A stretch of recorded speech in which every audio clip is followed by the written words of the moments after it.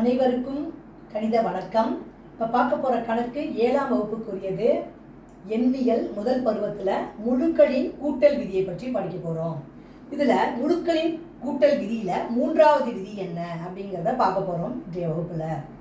3வது விதி, அதாவது வேறுபட்ட குறியீடு இருந்தால் அப்படின்னா என்ன அர்த்தம்? வெவ்வேறு, அது ஒரு மிகை முழு ஒரு குறைமுழு, இல்லை குறைமுழுவோ ஒரு மிகை முழுவும் வேறுபட்ட குறியீடு இருந்தால் கொடுக்கப்பட்ட கணக்கில் என்ன செய்யணும்? பெரிய எண்ணிலிருந்து சிறிய எண்ணை கழித்து பெரிய எண்ணிற்கு உரிய குறியீடை இட வேண்டும். அதுதான் முழுக்களின் கூட்டல் விதி, 3வது விதி.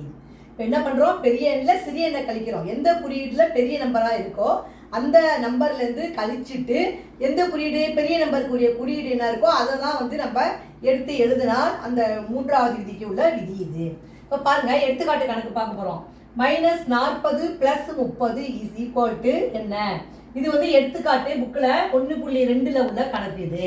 இப்போ என்ன செஞ்சுருக்காங்க பாருங்க, வேறுபட்ட குறியீடு ஒரு மைனஸ் ஒரு ப்ளஸ் இருக்கு. அப்போ இந்த கணக்கை பொறுத்த வரைக்கும் என்ன செய்யணும்? கழிக்கணும். பெரிய நம்பர்ல சிறிய நம்பரை கழிக்கணும். இருக்கிறதுலே பெரிய நம்பர் என்ன? 40. அப்போ -40 + 30. அப்போ என்ன செய்வோம்? 40ல் 30 கழிச்சு 10ன்னு போட்டுக்கிறோம். அப்புறம் பெரிய நம்பர் 40க்கு பக்கத்தில் என்ன இருக்குது? மைனஸ் இருக்குது. அப்போ -10. இந்த கணக்குக்குரிய விடை என்னது? -10.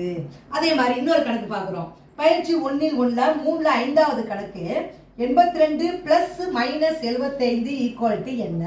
இந்த கணக்கை பொறுத்த வரைக்கும் 82ங்கிறது ஒரு ப்ளஸ் மிகை முழு, -75 என்பது குறைமுழு. அப்போ வேறுபட்ட குறியீடு வந்தாவே நான் ஆட்டோமேட்டிக்காக என்ன செய்யணும்? கழிக்கணும்.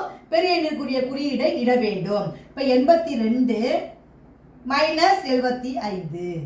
ஏன்னா 82 மிகை முழு, அது பெரிய நம்பராக இருக்குது. அப்போ கழிச்சோம்னா என்ன வந்துடும்? +22 75 கழிச்சோம்னா 7.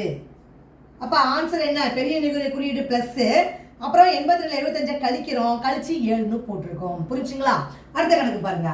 பயிற்சி 1ல் 1ல் 3ல் 4வது கணக்கு.